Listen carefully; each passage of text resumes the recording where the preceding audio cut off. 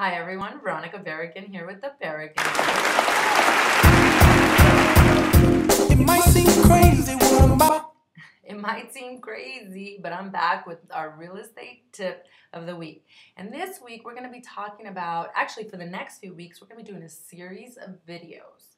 And these series of videos will explain to you a lot on the following topic: understanding the Arizona residential purchase contract.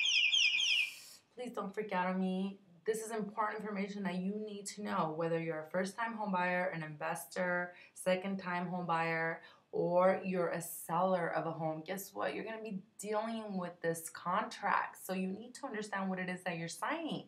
So it's important that you empower yourself with this knowledge and then use this knowledge to your advantage so you know what to expect. So let's go ahead and start it. First of all, the Arizona residential purchase contract signatures, initials, and all that can be done on handy dandy iPads like this one.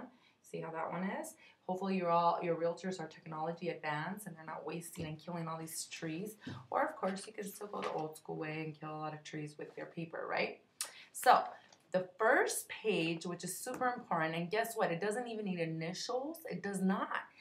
Doesn't need initial signatures, so a lot of realtors don't even give this to their clients, which is horrible. I mean, that is something that really makes me go like that. OMG. Like seriously, this is a checklist, 8 things that you as a home buyer of this property that you're ready to submit an offer for because you've already looked at homes, you've been pre-qualified, or you're an investor ready to pay cash. These are the things that you should be looking out for. Now, a seller's sheet was never created. So guess what? We give a copy of this to our sellers as well, so they understand where the buyer is coming from.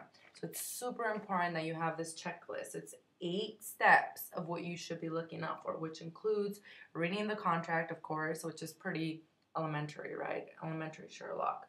But also, more importantly, things such as seller property disclosure statements, which we're going to be getting into a little bit later, inspection periods and times, which is another type of negotiations, financing, loans. There's so much. So we're going to be splitting up our video so you understand each and every part of them.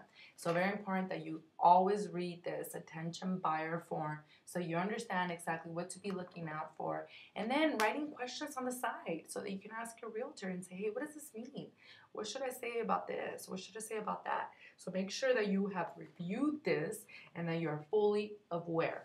Second page is super important as well. It is the first page of the purchase contract. I know it starts scaring people away. You're like, oh my God, what am I signing? But guess what? It's super easy. The first part is really telling you who the buyer and seller are of this property. And then the second part, it tells you exactly how they plan on financing this house.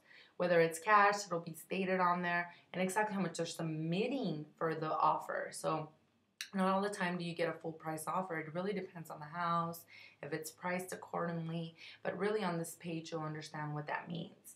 Another part that's super important is your close of escrow. That's the day really when everything should be completed.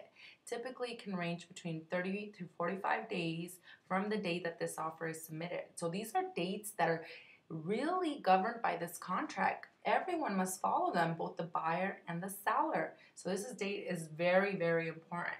And then also, I want to talk about a little on section 1G. It's fixtures and personal property. It protects you as a buyer on what the seller can and cannot take with them, as well as you as a seller, so you understand what are the things that need to stay within that home. Any other addendums, anything else that's part of this purchase contract will also be stated on this purchase agreement on the first page. It'll say if there is a homeowners association or anything else that's part of this contract that is separate to the 9 pages that you will be initialing and signing. So super important who the buyer and seller are, what the offer is on your house, and then more importantly, what are things that stay with it. Super important to review this. It is vital that you understand.